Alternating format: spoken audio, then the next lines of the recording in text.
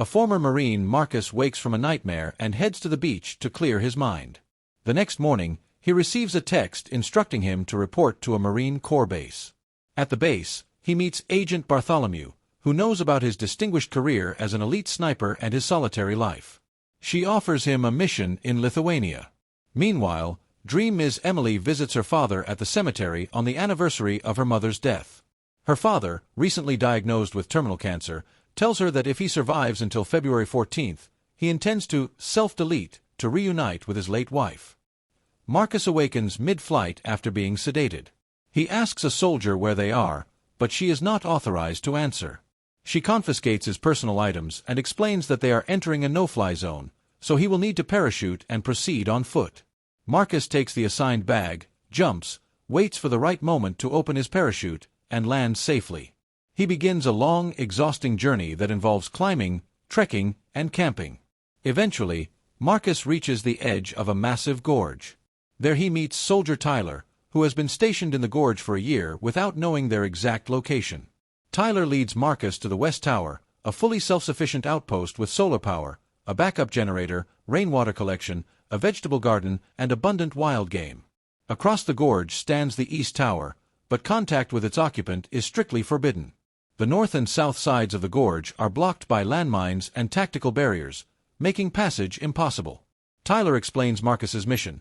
He must patrol the western rim, restock the automatic gun turrets every 600 meters, inspect the containment fence, check suspended mines, and monitor the cloakers, devices that generate false satellite signals to hide the gorge. Radio check-ins occur every 30 days, but there is no other means of communication. In emergencies, a panic button triggers the stray dog protocol, though Tyler does not know what it does and advises Marcus to run if it ever activates. The gorge is a relic of the Cold War. Teams from multiple nations once tried to clear it, but 3 battalions sent in the 1940s never returned. Tyler once thought the mission was absurd, until he witnessed the Hollow Men, terrifying humanoid creatures that screech throughout the gorge. Later, Tyler leaves for a pickup point.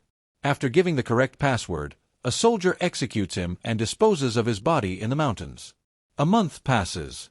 While working in the garden, Marcus notices movement on the East Tower. Looking through binoculars, he sees Emily cutting wood. She notices him too, but ignores his presence. During a stormy night, Marcus awakens from a nightmare, accidentally steps on broken glass, and fears an attack.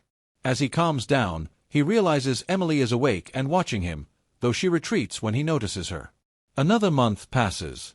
On her birthday, Emily grows bored of the isolation and shoots a gun to get Marcus's attention, holding up a sign asking for his name. Marcus responds that they are not supposed to communicate. Emily replies with her name and insists she will do whatever she wants on her birthday. Marcus writes back his name and raises a glass as a toast. Emily plays loud music and dances, prompting Marcus to join, though he claims to be a terrible dancer, but an exceptional sniper. The playful interaction escalates into a water bottle shooting game until both notice movement in the gorge. Marcus sees humanoid, tree-like creatures climbing the walls. He shoots one, causing it to fall onto a mine and triggering an explosion that eliminates many of the creatures. A few remain, so Marcus continues shooting while Emily assists with her machine gun. Together, they eliminate all the climbers. However, one creature reaches Emily's balcony. She shoots it several times before kicking it off. More monsters climb her side, forcing the pair to work together again. Another creature falls on a mine, causing an explosion that injures Emily in the shoulder. As creatures begin climbing both walls simultaneously, Marcus deploys machine guns and activates additional mines, eventually eradicating all threats. The following morning, Emily treats her wounds and tells Marcus it was her best birthday ever. Marcus descends to repair all the damage and replace the mines. Suddenly, a drone flies out of the gorge and disappears. In December, Marcus decorates a tree in the forest with lights, simulating a Christmas tree, and adds a sign for Emily. They begin spending more time together, building snowmen with each other's names, playing chess, and using pots as drums. On February 14th, Emily becomes emotional looking at a family photo. She wishes Marcus could be there with her. Using tools from the armory, Marcus constructs a device and shoots a rocket with a rope attached across the gorge. The rocket lodges in a tree and starts a fire. Emily runs to extinguish it and secures the rope to the tree. Marcus slides down the rope to Emily's tower but gets stuck midway. Wearing gloves, he continues his descent and finally reaches her tower, presenting her with flowers.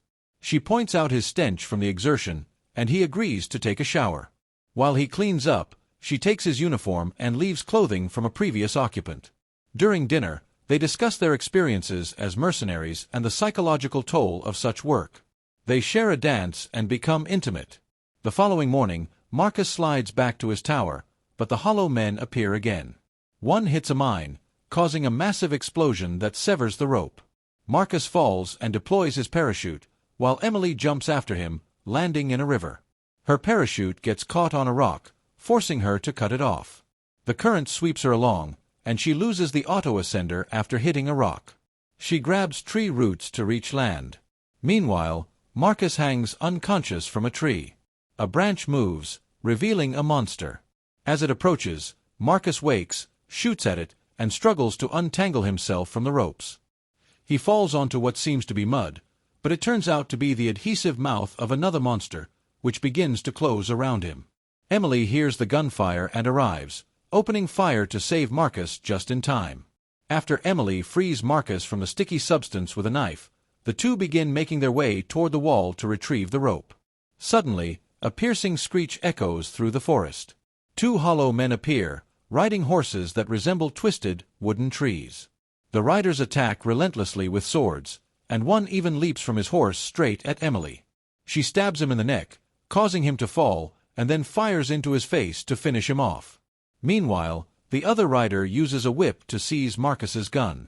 Marcus quickly draws another weapon and shoots both the horse and the rider, killing them within seconds. Emily checks her bag and realizes the auto-ascender fell into the river, leaving them stranded. The gorge walls are far too high to climb. She suggests following the river, reasoning it must drain somewhere. Marcus inspects one of the hollow men they killed and notices a very old military uniform. He realizes these creatures are the lost horseback battalions from the Cold War story. As they move through the forest, they encounter hundreds of skeletons, evidence of the soldiers who perished over the decades.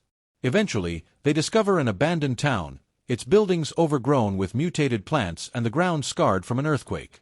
They hear screeching in the distance, signaling more monsters are coming. The duo hides inside a church filled with skeletons seated in the pews. Marcus detects the faint smell of cyanide. The previous inhabitants had self-deleted to escape the unbearable horrors of this place. Suddenly, a huge spider leaps toward Emily. She pushes it off, but another attacks. She stabs it while two more target Marcus, who shoots them immediately. Soon, they are surrounded by countless spiders, forcing both soldiers to fire continuously. Emily runs out of bullets, and Marcus rescues her as she reloads. As they move toward the exit, hollow men burst into the church, forcing them to divide their attention between shooting spiders and fighting the humanoid monsters. Emily pounds a creature's head against a table and throws it off, which draws more spiders climbing on it. Marcus is forced into close combat with a few creatures, eventually killing them. Emily fires a grenade at the back wall, creating a massive hole that allows them to escape. Running through the forest, they still hear screeches echoing around them. To avoid exposure, they head closer to the gorge wall and find an old door. Deeper inside, they discover it was once a military lab, complete with skeletons and a dormant generator that Emily activates. Marcus finds a tape and plays it on a projector. The footage, dated 1946, reveals that a top-secret coalition of nations had formed a research community here in the last years of World War II. They were developing biochemical missiles. 6 days before the recording, an earthquake caused a chemical leak, exposing the scientists to a mutagenic toxin that merged with local flora and fauna. Short exposure was harmless, but prolonged contact transformed both humans and wildlife, as evidenced by a woman on the screen with branching mutations growing from her body. The gorge's isolation prevented the toxin from spreading to the rest of the world. In another room, Marcus and Emily find a computer from the late 2000s. They learn that the site was maintained by Dark Lake, a private paramilitary corporation continuing experiments to create super soldiers. The drones they saw earlier were collecting samples. The towers and guards exist to maintain secrecy, and the stray dog protocol is revealed to be a nuclear bomb that would sterilize the gorge if containment failed. As they move to leave, Marcus confides that coming on this mission was worth it because he met Emily. They deploy a smoke grenade before exiting, but a hollow man's whip snags Emily's ankle, dragging her away. She tries to cut the whip with her knife but crashes into a tree, dropping it. She attempts to shoot while being bombarded with rocks and logs, but her aim falters. Marcus tracks her and eventually reaches the facility holding the nuclear bomb. The hollow man has suspended Emily, using a branch lodged in her body to torture her. She kicks him in the chest, untangles herself from the ropes, and grabs a piece of metal to fight back. Despite his strength and a snake emerging from his chest, Emily perseveres, decapitating the snake and throwing the metal at him. Though it barely harms him, it enrages him. He chases her with his sword. Using bones as a shield and a torch made from a bonfire, Emily sets him ablaze. As he screams in pain, Marcus arrives and shoots him dead. After reuniting, the duo searches the lab. Marcus notices the hollow man's uniform bears the name of the first guard from his tower. Taking the creature's sword, they make their way to the original leak site, where mutated creatures writhe in sticky goo. Crossing a bridge, Emily steps on a root and dislodges bodies, nearly trapping her. Marcus uses the sword to cut the roots, rescuing her. As larger creatures awaken, Marcus fights his way through while a goo whip trips him. Emily fires a grenade behind them, causing a massive explosion that sets the goo ablaze. Flames spread, and they reach stairs leading out. They locate a garage containing military jeeps, perform emergency maintenance, and drive for hours until reaching the broken rope. Marcus secures the rope to the jeep while Emily covers him, trading places when she runs out of bullets. As they ascend the wall, the hollow men pursue them. Marcus uses his sword to fend them off while Emily grabs an axe from the toolbox to eliminate attackers. One hollow man lands on the jeep windshield, and Emily strikes him to knock him off. Another jumps at Marcus, who narrowly grabs the jeep, stabs the gas tank, climbs back, then ignites a flare. The flare, combined with propane leaks, triggers a massive explosion that kills the hollow men, but also destroys the jeep. Marcus breaks his leg on impact, and Emily helps him up. Now close to the top, they cut the rope to drop the jeep on remaining enemies, then climb the rest of the way back to Emily's tower.